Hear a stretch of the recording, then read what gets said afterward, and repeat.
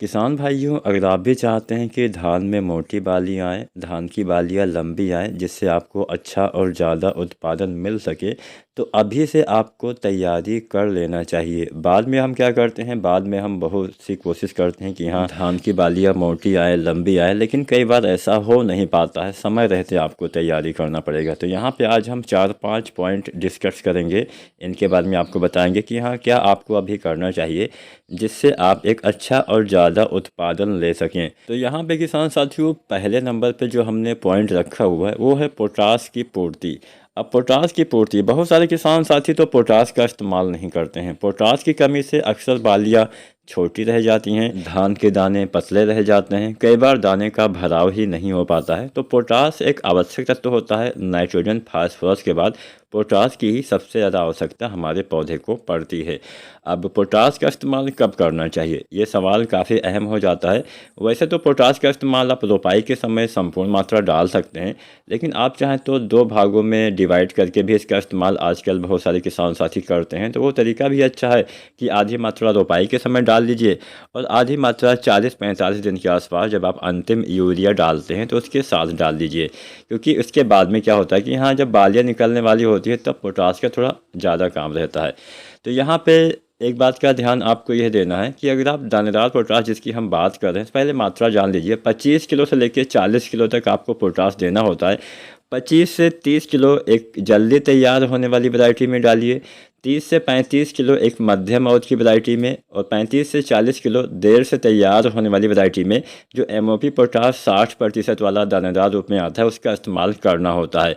अब बहुत सारे किसान साथी कुछ एनपीके डालते हैं जिसमें पोटास की मात्रा पाई जाती है, तो आपको मात्रा आधी कर देनी है। अगर आप कोई ऐसी खाद डालते हैं जिसमें पोटास है तो इसकी मात्रा आप कम कर दीजिए उस हिसाब से।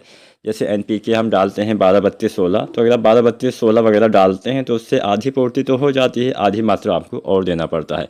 तो जैसे मान लीजिए आप 2 भागों में बांट के देने वाले थे, तो मान लीजिए मोटी मोटा 30 किलो ही डालने वाले थे, तो 15 किलो रोपाई के समय, 15 किलो 40-45 दिन पे आप डाल सकते हैं, या फिर पूरी मात्रा आप रोपाई के समय प्रयोग कर सकते हैं। लेकिन ध्यान आपको ये देना है कि जितना भी आपको डालना है ये 50 दिन के अंदर ही डाल लेना है। अगर आप दानेदार वाला पोटास डालते हैं तो 50 दिन के अंदर, अभी भी ऐसे बहुत सारे किसान साथी होंगे जिन्होंने पोटास का इस्तेमाल ना किया होगा।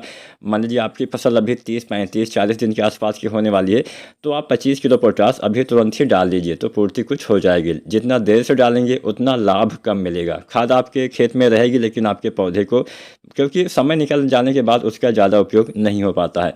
ये तो बात है कि पोटास की पूर्ति हमें कैसे करनी है 50 दिन के अंदर। जिन किसान साथियों की फसल 50 दिन के ऊपर हो गई है उन किसान साथियों को डालने से ज़्यादा कुछ लाभ नहीं मिलेगा। 2-4 दिन आगे पीछे हो गई है तो चल जाएगा। मान लीजिए 50 से 52-55 दिन की हो गई है तो आप डाल भी सकते हैं, लेकिन मान लीजिए 60-65-70 दिन की हो गई है तो फिर बेकार हो गया है।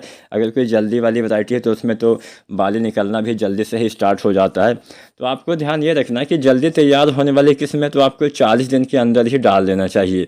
अब यहाँ पे मान लीजिए आपकी फसल 50 दिन के ऊपर की हो गई, आपने पोटास की एक भी मात्रा किसी भी चीज़ के रूप में नहीं डाला है, तो ऐसी दशा में एक एनपीके आता है 0050, इसका इस्तेमाल आप कर सकते हैं 10 दिन के अंतराल पे, 15 दिन के अंतराल पे।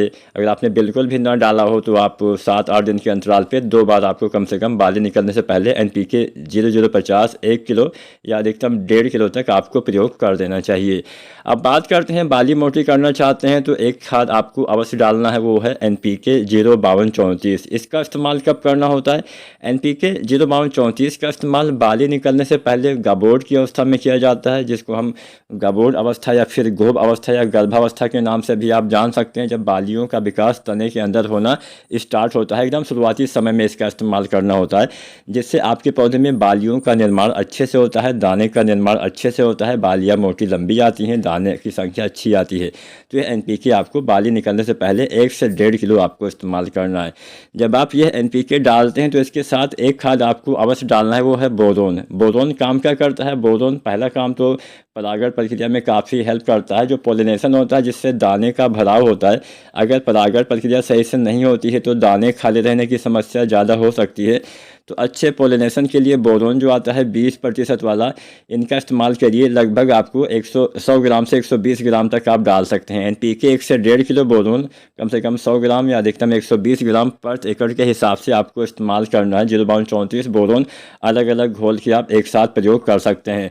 तो ये 3-4 चीज़ें अगर आप ध्यान दे देते हैं, पोटास वाली खादों का ध्यान दे देते हैं, जितनी भी हम दानेदार खाद डालते हैं वो 50 दिन के अंदर ही, चाहे यूरिया हो चाहे पोटास हो, जो भी आपको डालना है डाल देना चाहिए। उसके बाद में जो भी आपको डालना है वो आपको स्प्रे विधि से ही प्रयोग करना है। बालियाँ निकलने के बाद ज़्यादातर किसान साथी NPK 0050 का उपयोग करते हैं। अगर आपने ना किया हो तो आप कर सकते हैं। इसके इस्तेमाल से क्या होता है कि दाने का भराव अच्छे से होता है, दाने का चमक, दाने का वजन अच्छे से आता है। या फिर बहुत सारे किसान साथी 13-045 का भी इस्तेमाल बाली निकलने के बाद करते हैं। कई बार नाइट्रोजन की कमी बाली निकलने के बाद रह जाती है, तो ऐसी दशा में आप 13-045 का इस्तेमाल भी कर सकते हैं। तो उम्मीद करते हैं आज की वीडियो जानकारी आपको अच्छी लगी होगी। वीडियो पसंद आई है तो लाइक शेयर करें, चैनल को सब्सक्राइब करें। धन्यवाद।